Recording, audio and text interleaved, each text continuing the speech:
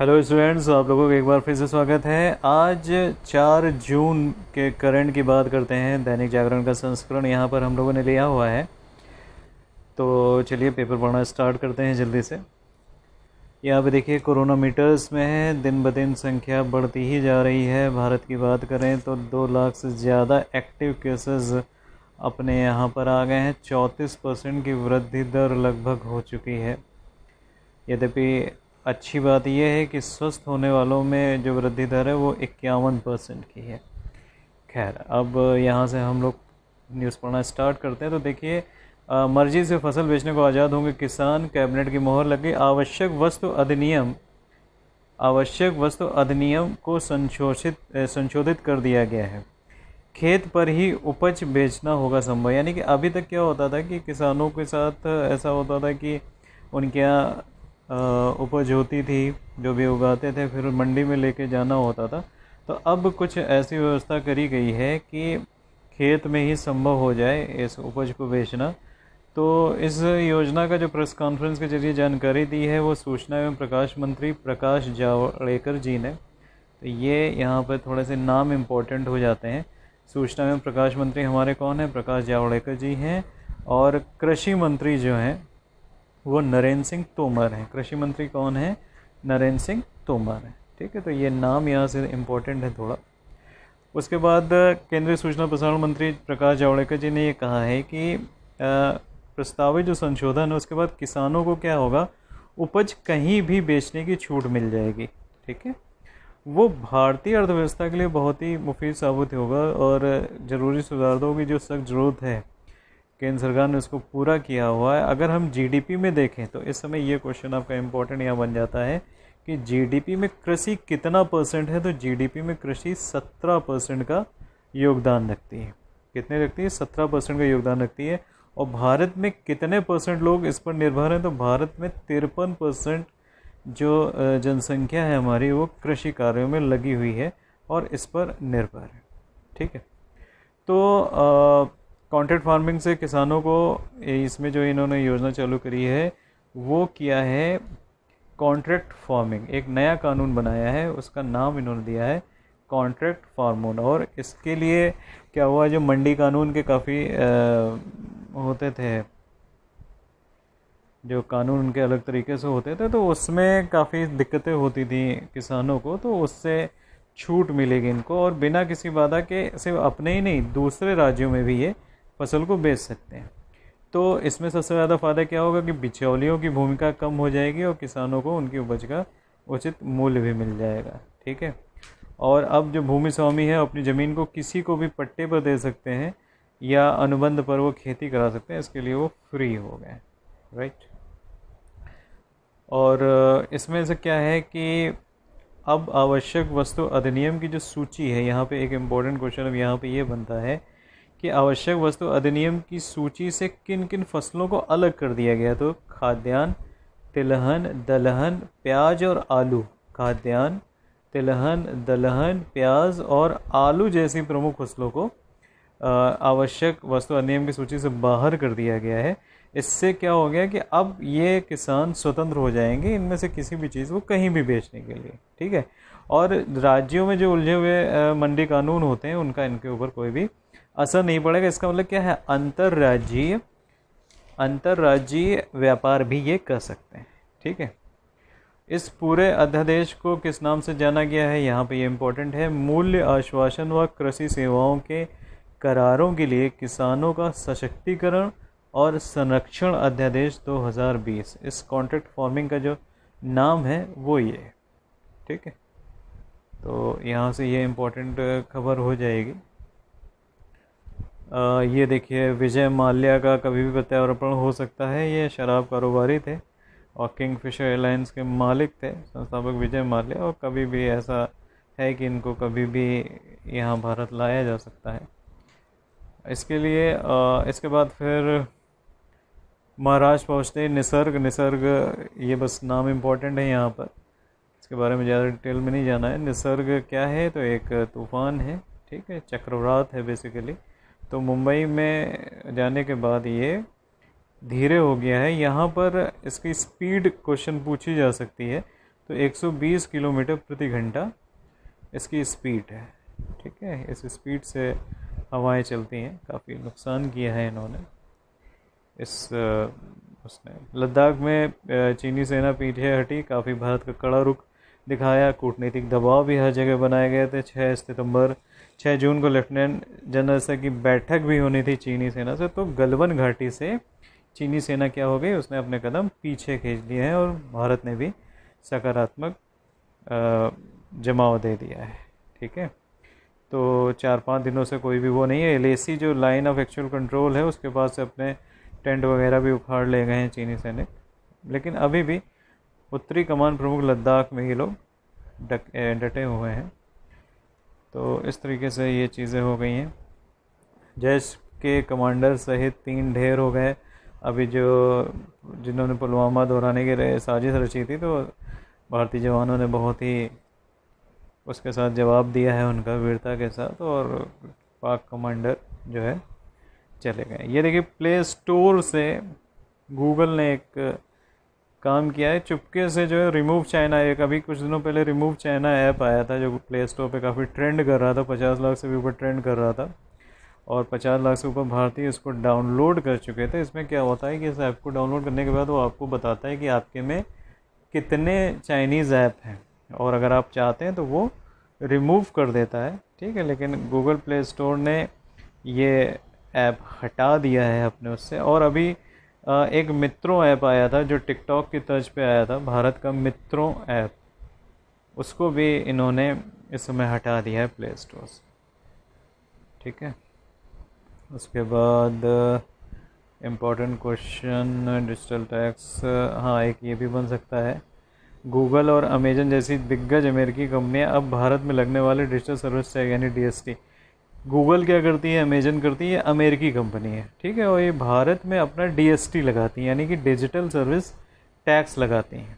ठीक है, तो ये टैक्सेस अब जो है अमेरिका को मंजूर नहीं है। अमेरिका ने कहा कि नहीं, ये हमारे उसमें नहीं आ रहा है। ठीक है, और भारत समेत 10 देशों में जो ये लागू प्रस्तावित है DST की जांच करेगा। ठीक है, और ऐसा अमेरिका की दलील है कि ये डिजिटल सर्विस टैक्स लगाने में अमेरिकी कंपनियों के साथ भेदभाव हो रहा है। अमेरिका में अभी भी हिंसा का आलम थमा नहीं है। ठीक है, तो ये हो गया। नेशनल कैपिटल में देखिए, मरकज से जुड़े दंगे के तार, देवबंद से आए दंगाई, ये सब कोई परीक्षा की दृष्टि से इम्पोर्टेंट क्वेश्चन नहीं है।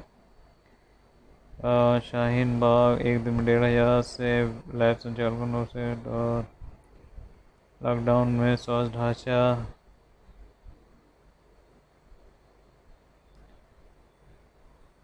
घर छोड़कर पत्नी जा रही थी, पति ने फैलाई बम की अफवाह, ये सब तो खैर पेपर में नहीं पूछा जाएगा आपके। हाँ, ये यहाँ से इम्पोर्टेंट क्वेश्चन बन रहा है। औषधि कोष आयोग के पुनर्गठन को मंजूरी। ठीक है, औषधि कोष आयोग के पुनर्गठन को मंजूरी मिल गई है। केंद्रीय मंत्रिमंडल ने भारतीय औषधि और होम्योपैथी दवाओं के बेहतर नियमन के लिए इस आयोग के पुनर्गठन को मंजूरी दे दी गई है। ठीक है, इसके तहत pharmacopoeia commission for Indian medicine and homoeopathy में 2 प्रकार की प्रयोगशालाएं कौन सी, pharmacopoeia laboratory for Indian medicine और होम्योपैथिक फार्माकोपिया लेबोरेटरी का विलय कर दिया जाएगा। और ये अब ये क्वेश्चन यहाँ से बन सकता है कि ये जो आयोग बनेगा ये किसके अधीन होगा, तो ये आयुष मंत्रालय के अधीन होगा। किसके अधीन होगा, आयुष मंत्रालय के अधीन होगा। ठीक है, ये जो बुनियादी ढांचा है, तकनीकी, श्रम शक्ति और वित्तीय संसाधनों को प्रयोग के लिए विलय और पुनर्गठन का इसमें फैसला किया गया है। इसके अंतर्गत कौन कौन सी आएंगी, आयुर्वेदिक आएंगी, सिद्ध, यूनानी और होम्योपैथी दवाओं का नियमन और कंट्रोलन होगा, एलोपैथिक का नहीं होगा। ठीक है, इस चीज़ को याद रखिएगा। होम्योपैथी औषधियों, आयुर्वेदिक औषधियों और यूनानी औषधियों इनका ही हो सकता है, लेकिन एलोपैथ का नहीं हो सकता। कैबिनेट के अन्य फैसले क्या थे कि इन्होंने उच्च अधिकार प्राप्त समूह के गठन का ऐलान किया है, जिसकी अध्यक्षता कौन करेंगे, कैबिनेट सचिव करेंगे। तो उद्देश्य क्या होगा, देश में निवेश का माहौल बनाना होगा। कैबिनेट में इंसॉल्वेंसी एंड बैंक्रप्सी कोड जो है उसके संशोधन को भी मंजूरी दे दी गई है। तो यहाँ पर ये थोड़ा इंपॉर्टेंट पॉइंट बन जाएगा कि insolvency and bankruptcy code IBC में संशोधन के लिए अध्यादेश को मंजूरी दे दी गई है। तो कोविड-19 महामारी के कारण अगर डिफ़ॉल्ट के मामले में आएंगे कोई भी कंपनी आती है तो उसको फ़िलहाल ये आईबीसी के अंतर्गत उसमें प्रोसीडिंग इंसॉल्वेंसी की शुरुआत नहीं करी जाएगी।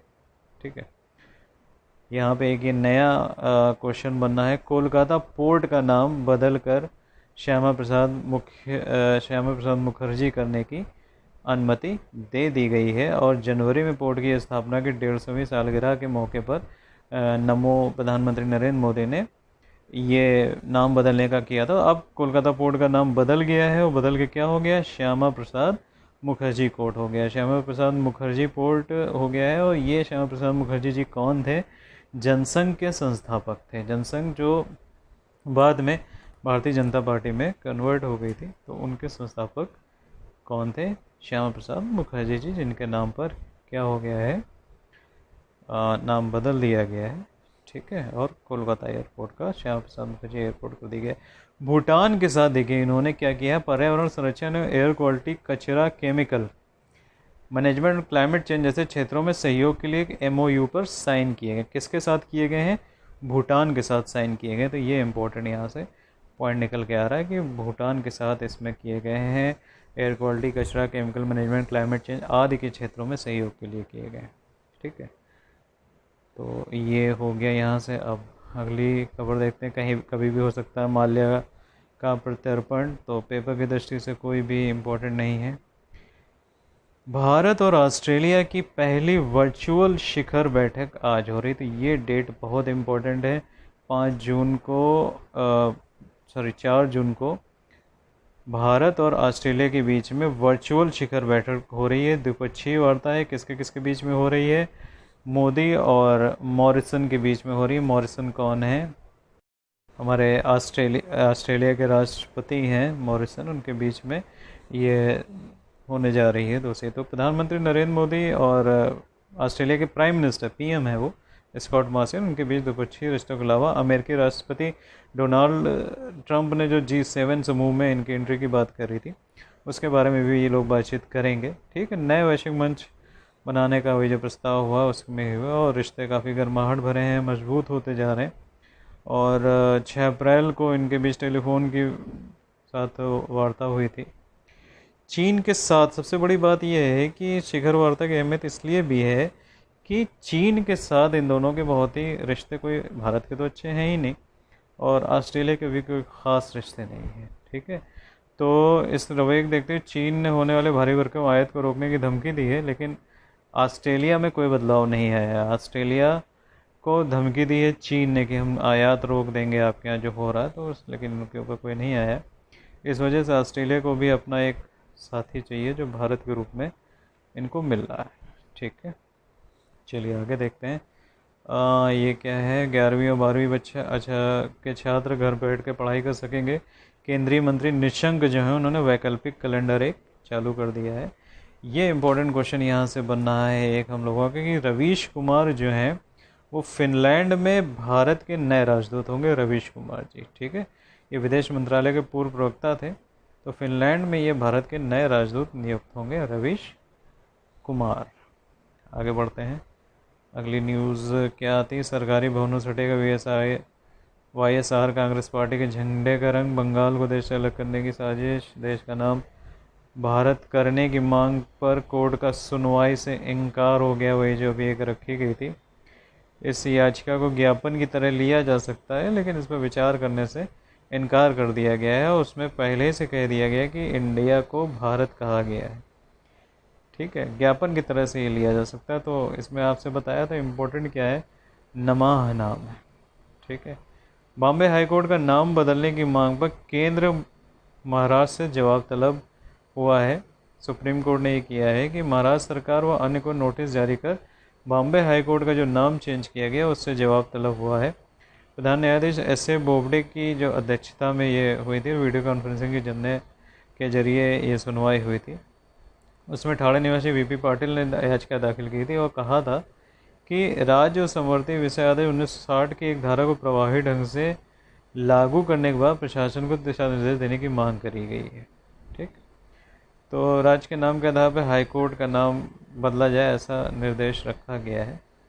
तो ये थोड़ा सा बन सकता है, STIP बनने के लिए है। फिर यहाँ से मनरेगा बकाया भुगतान के लिए केंद्र राज्य को 29 करोड़ दिए हैं। सक्रिय मामलों से ज़्यादा स्वस्थ हुई मरीजों की संख्या, अभी जो शुरुआत में हमने बात कही थी। भजन योग, कोरोना काल जो में बद्रीनाथ यात्रा नहीं चाहते लोग कैसे संक्रमित हो रहे हैं, ये सब जरूरी जानकारियां हैं, इसको पढ़ते रहिएगा आप लोग। विदेशी कारोबारियों को और टेक्नोक्रेटर को भारत आने की अनुमति मिल गई है। ठीक है, गृह मंत्रालय ने ये आदेश जारी कर दिया कि जो विदेशी कारोबारी हैं और टेक्नोक्रेट हैं वो भारत आ सकते हैं। ठीक है, और अंतर्राष्ट्रीय अगर थोड़े से उड़ाने शुरू, हालात अगर समान हो गए तो अंतर्राष्ट्रीय उड़ानें शुरू करी जाएंगी। वंदे भारत मिशन के तहत तीसरे चरण में सबसे ज़्यादा 57,000 उड़ाने का अब तक 57,000 लोग लाए गए वंदे भारत मिशन का। तो ये कौन सा मिशन है? वंदे भारत मिशन, जिसके तहत अन्य देशों से, राज्यों से इधर उधर कितने लोग, 57,000 से ज़्यादा लोग लाए गए। ठीक है, आगे देखते हैं।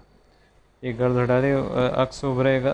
ठीक है, ये जो जालंधर निवासी 2 युवा फोटोग्राफर्स हैं, उन्होंने ऐसा मास्क तैयार किया है कि आपको लगेगा कि जैसे अब मास्क हो जाता है तो हमारा चेहरा पूरा ढक जाता है, नाक है, मुंह का हिस्सा पूरा ढक जाता है, तो वास्तविक चेहरा नहीं पहचान सकते हैं, है ना।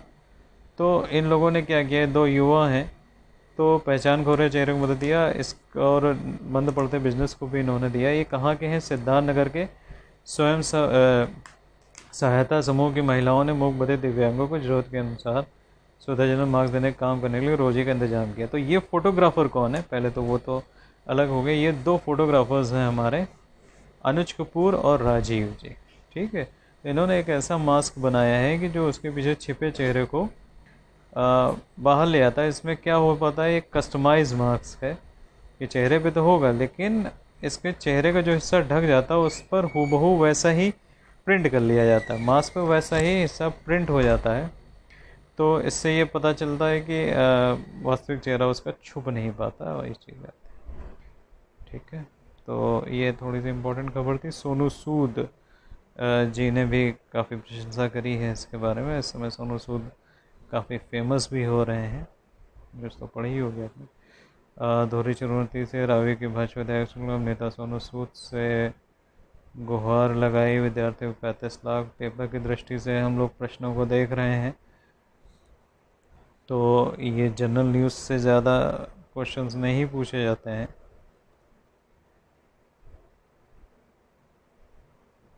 ये देखिए, एसपी साहब को होमगार्ड नहीं पहचान पा रहे हैं। विश्व साइकिल दिवस में साइकिल से चल रहे हैं, होमगार्ड ऐसे बैठे हुए हैं। खैर, फिर बाद में क्या हुआ होगा इनका, आई डोंट नो।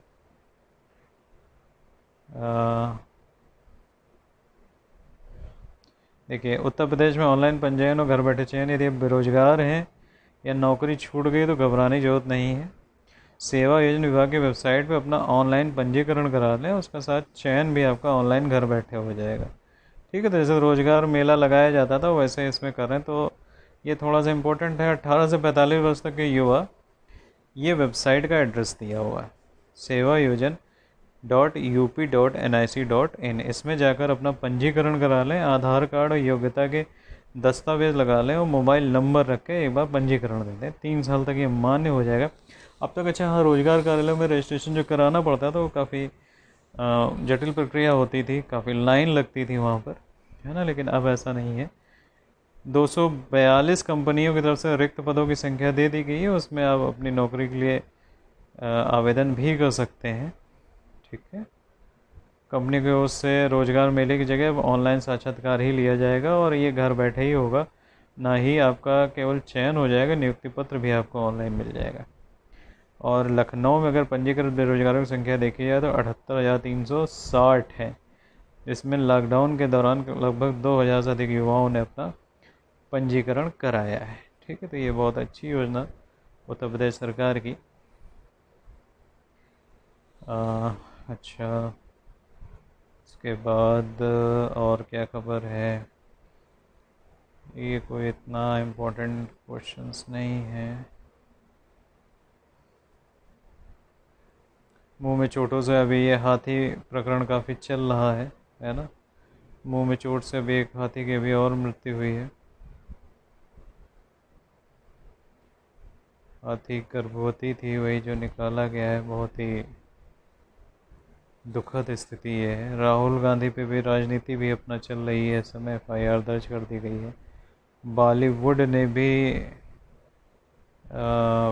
इसके खिलाफ आवाज़ उठा ली है। अनुष्का शर्मा ने केरल के मुख्यमंत्री से निवेदन किया है कि जितने हैं उनको सज़ा दी जाए। खिलाड़ियों ने भी निंदा करी। खैर, तो ये पेपर की दृष्टि से तो कोई इम्पोर्टेंट नहीं है। आगे चलते हैं। ये संपादकीय आ गया है, संपादकीय पे आपको ध्यान देना है। नस्लवाद हो गया। देखिए, विदेश में कोई खबर इम्पोर्टेंट है। रोटी 2 जून की ही क्यों, परसों ये हुआ था कुछ, तो इसके बारे में है। इसके बाद जो रास्ता अमेरिका की खबरें हैं। कोरोना के साथ सियासी हलचल। आज के न्यूज़पेपर में कुछ ज़्यादा खबर नहीं लग रही है अभी तक। अमेरिका को अपनी ही कंपनियों पर डिजिटल टैक्स मंजूर नहीं है। ब्याज माफ़ करने से RBI ने इनकार किया। 159 निफ्टी हो गया। निवेश के लिए बनेंगे विशेष सेल। गोमती नदी में प्रदूषण कम हो गया है अगर देखा जाए तो इस समय गंगा नदी भी काफ़ी स्वच्छ है, गोमती नदी भी स्वच्छ है। ये चीज़ें हैं। इसके बाद की खबर देख लेते हैं हम लोग। विधानसभा चुनाव की तैयारी हो रही है। अमेरिका का प्रदर्शन हो रहा है। मरीजों की संख्या बढ़ रही है।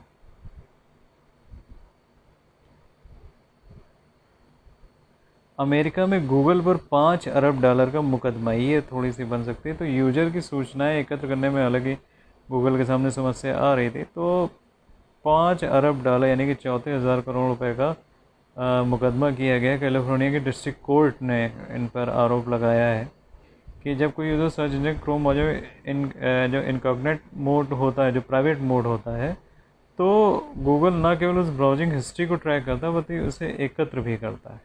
ऐसा था। अब की जबकि एक नाइट जो होती है, जो जब आप कभी अपना ब्राउज़र खोलें तो उसमें एक नेटो विंडो एक ओपन होती है। अगर उससे हम लोग करते हैं तो वो सेफ़ रहती है। लेकिन अब उस पर भी ये चीज़ है, तो वो किया गया है। इस वजह से ऐसा लग रहा है कि गूगल उसको ट्रैप कर रहा है। हालांकि गूगल के प्रवक्ता ने दावे का खंडन किया है और ये कहा गया है कि क्रोम में अगर इनकॉग्निटो मोड आपको सेव किए बिना इंटरनेट पर जानकारी सर्च करने का विकल्प देता है। और कई लोग ये सोचते हैं कि अगर वो स्पेंड करें तो ट्रैक नहीं होगी, लेकिन ऐसा होता नहीं है। तो यूज़र को ट्रैक किया ज़रूर जाता है इस तरह से। तो इसी वजह से मुकदमा अमेरिका ने गूगल पे किया है। अब ये आपकी न्यूज़ वाली आ गई। इसमें कोई इतना इम्पोर्टेंट नहीं है। जॉर्ज अश्वेक जो अभी जिनकी मृत्यु हुई थी, टेनिस के मौजूदा दिग्गज खिलाड़ी और बिग 3 में शामिल रोजर फेडरर। यहाँ पे देखिए, बिग 3 में 3 खिलाड़ी हमारे आते हैं, रोजर फेडरर, राफेल नडाल और नोवाक जोकोविच। ठीक है, तो जो अभी फ्लाइट की हत्या हुई थी, अमेरिकी राष्ट्रीय नागरिक हैं, उनको न्याय दिलाने के अभियान में ये भी शामिल हो गए हैं। इसके अलावा और टाइगर वुड्स हैं, कुमार संकारा हैं, डेरन समी हैं, कोको गॉफ हैं। इन सब लोगों ने भी इसके खिलाफ़ काफ़ी प्रदर्शन भी किया है और चीज़ें करी हैं। ठीक है, तो ये हो गया। बाकी ग्वादर में चीन बना नौसैनिक अड्डा, ये सब कुछ भी इतना इम्पोर्टेंट पेपर के हिसाब से नहीं है। शिक्षक भर्ती पर अंतरिम रोक लगी गई है। सभी अग्रिम प्रक्रियाओं पर रोक लग गई है। फैसले को डबल बेंच में सरकार चुनौती देगी। हाँ, यहाँ पर कब, ये क्वेश्चन इम्पोर्टेंट है। शिक्षाविद पद्मश्री डॉक्टर प्रीतम सिंह, ठीक है, ये प्रबंधन गुरु भी थे, लेखक भी थे, IIM लखनऊ के और गुरुग्राम स्थित विकास संस्थान जो MDI हैं उनके निदेशक रहे थे प्रीतम सिंह। उनका निधन हो गया, 79 ईयर्स के थे। कुछ हार्ट अटैक आया था, उसकी वजह से ही इनको मृत घोषित कर दिया गया है। ये IIM लखनऊ के डीन रहे हैं 98 से 2003 तक के। 7 एकेडमिक पुस्तकें भी लिखी हैं और एम्पायर्ड एक्सपर्ट कमेटी जो प्रधानमंत्री की है उनके ये सदस्य भी थे। तो ये इम्पोर्टेंट पॉइंट यहाँ से बन रहा है। और उच्च हिमालय यद्यपि पिथौरागढ़ में खुल गया है, लेकिन इस समय चहल पहल वहाँ पर नहीं है।